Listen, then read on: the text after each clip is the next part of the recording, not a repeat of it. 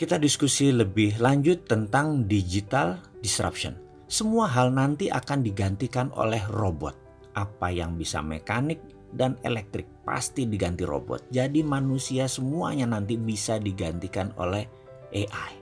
Artificial Intelligence. Disrupsi digital ini akan banyak menelan bisnis bergaya tradisional. Bayangkan gerakan digital disrupsi ini seperti gerakan vortex, yaitu gerakan baling-baling pesawat. Baling-baling itu kalau muter makin kencang dan makin banyak dayanya, makin melumat putarannya ke dalam. Ini gambaran industri. Mana yang makin ke tengah, mana yang makin mendekat dengan titik lumatan, makin hancur-hancuran bisnis itu. Pertama yaitu Google dan Facebook. Mereka adalah industri yang paling cepat mendisrupsi sekaligus paling cepat terdisrupsi. Dalam 10 tahun ke depan akan terjadi perubahan dalam dunia sosial media dan dunia search engine, di mana mungkin saja tetap Google yang memimpin, namun sudah bergeser jauh kefungsiannya dari saat ini. Kedua, media akan terdisrupsi yaitu media mainstream. Kompas, Femina, Jawa Pos, RCTI, TVRI tidak tahu lagi sampai kapan. Namun di tahun 2030 rasanya semua itu menjadi dinosaurus, hilang. Contoh saat ini ya, Net TV itu tiba-tiba melay-off banyak karyawan. Persaingan mereka itu dengan individu yang asetnya minim. Bayangkan Net TV itu asetnya heavy sekali dalam overhead. Dan bagi perusahaan, overhead yang besar itu adalah kanker bagi perusahaan. Dibandingkan dengan apa? Dibandingkan dengan Ria Ricis, ya jelas aja penontonnya lebih banyak Ria Ricis. Kenapa? Karena lebih disenangi saat ini. Bayangkan, Net TV itu investasinya 3 triliun untuk dapat viewer 1 juta per hari. Channelnya Bosman Mardigu itu 1 juta juga viewernya per hari. Dari YouTube, IG, dan FB. Modalnya berapa? Kecil sekali. Atta Halilintar per hari itu 7 juta viewer. Deddy Corbuzier itu 6 juta viewer. Raffi dan Gigi itu 10 juta viewer per harinya. Modalnya nggak sampai semiliar. Bubrah itu semua media mainstream. Apalagi nanti waktu 5G hadir di Indonesia tahun 2020 dan 2021.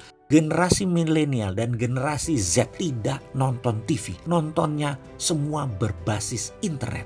Ketiga, apa yang terdisrupsi? Retail shop. Ramayana, Matahari, departemen store serba ada akan musnah menjadi marketplace digital jualannya. Menjadi personal bisnis itu dan menjadi direct bisnis itu. Produsen langsung ke konsumen dan konsumen langsung request ke produsen. Nggak ada lagi orang tengah, nggak ada lagi pajangan, nggak ada lagi retail shop. Keempat adalah hadirnya fintech, financial technology. Barusan kita cerita kalau banyak bank akan atau sudah mengurangi kantor cabangnya. Ini akan merubah dunia perbankan, baik dari jumlah cabang, jumlah karyawan, hingga jumlah ATM. Di tahun 2030 bahkan, dibandingkan dengan saat ini, akan tinggal 20% jumlah karyawan bank, cabang bank, dan mesin ATM. Karena semua sudah menjadi mobile. Kelima, selanjutnya, apa yang terdisrupsi? Telekomunikasi. WA itu akan melibas semuanya. Telkom akan berubah landscape-nya. Kenapa? Karena mendadak komunikasi menjadi semuanya gratis. 5G nanti bisa gratis. Dan kalau Telkom mengadopsinya telat, baru 2045, Singapura sudah mengadopsinya sekarang, maka di tahun 2021 telepon kita bisa 3. Salah satu teleponnya adalah Singtel. Karena kita nggak bisa tahan lagi udah pakai satelit.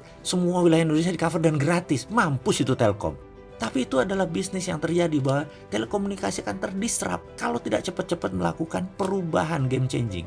Kenapa? Karena telekomunikasi merubah dari more for less jadi more for zero. Itulah yang dilakukan oleh digital company. Mereka menghasilkan more for zero. Itulah ciri digital disruption. Keenam, apa yang terdisrupsi kemudian? Edukasi. Edukasi nanti tidak akan pakai ruang kelas dan guru lagi. Apa yang dilakukan? Mereka menggunakan digital, ruang kelas tidak sebanyak sekarang lagi. Kampus dan sekolahan itu tinggal separuh kebutuhan ruang kelasnya karena semua digital. Guru dan dosen tinggal separuh dibandingkan saat ini. Karena itu akan terjadi disrupsi gila-gilaan di bidang edukasi. Dan ini akan membuat shock. Kuncinya sekali lagi, dalam digital disruption, cirinya adalah kita menghasilkan layanan yang more for less. Jadi produknya 10 kali lebih bagus dari yang existing. Tapi 10 kali lebih murah dari produk yang existing juga. Kalau itu sampai terjadi, maka industri akan digoncang oleh layanan more for less dan more for zero.